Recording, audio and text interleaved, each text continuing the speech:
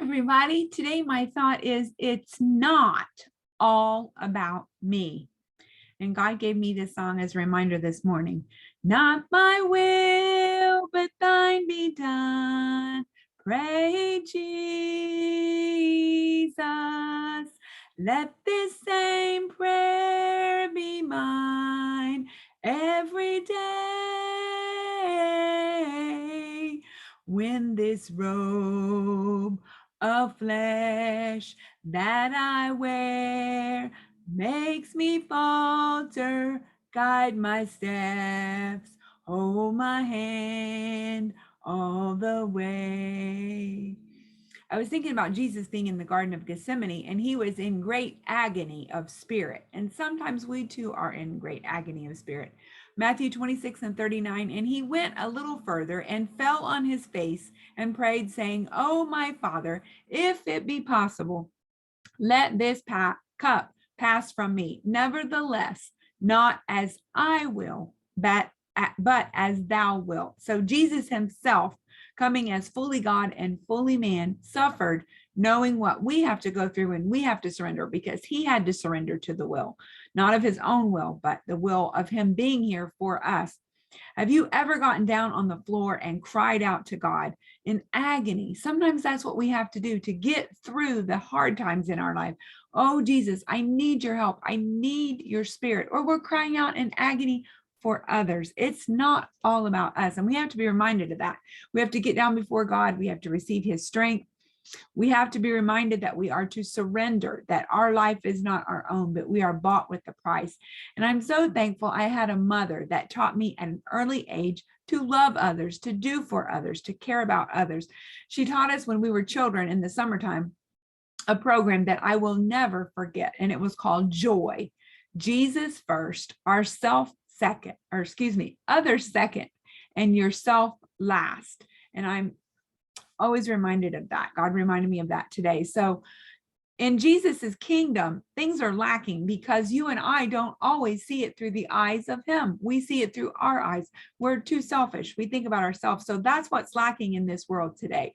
The shootings and many things that happen in this life are because people have gotten selfish. They care more about themselves than they care about others. Hebrews 10:24, and let us consider one another to provoke unto love and to good works.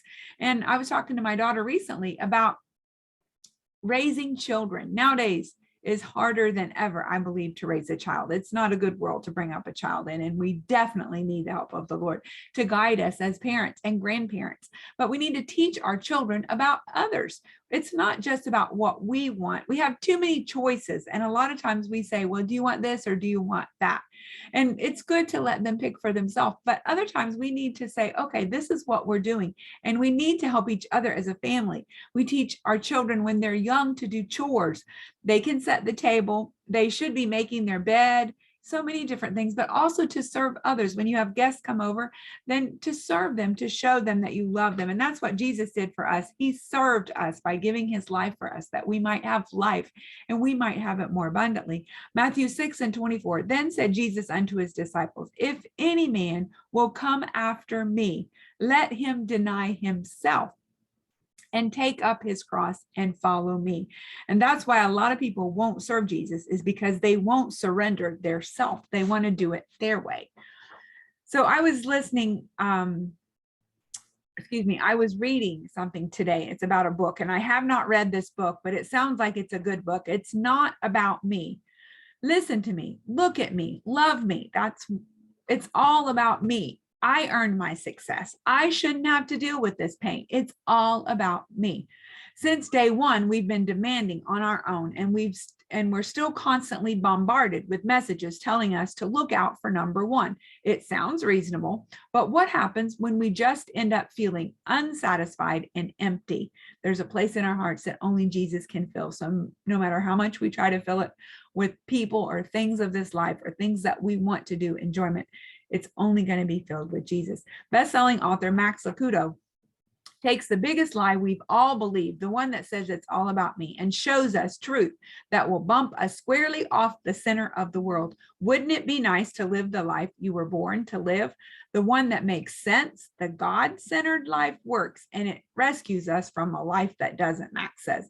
So in his book, It's Not About Me, he's discovered God's plan for your life and read some pretty amazing stories of real life teens who made the shift from me-centered living to God-centered living. And so that's my thought today. It has to go off of us. It's not about me, but it's about God. It's about what he wants me to do, what he can do through me. We had a beautiful message last night at church about forgiveness. And when we forgive, we open up our heart and forgive, then that conduit of God can flow through us to others, and many things can be accomplished. When my successes, my struggles, my message, my salvation, even my body are not about me, but about him, the one who died for me, life can take on a wholly different meaning.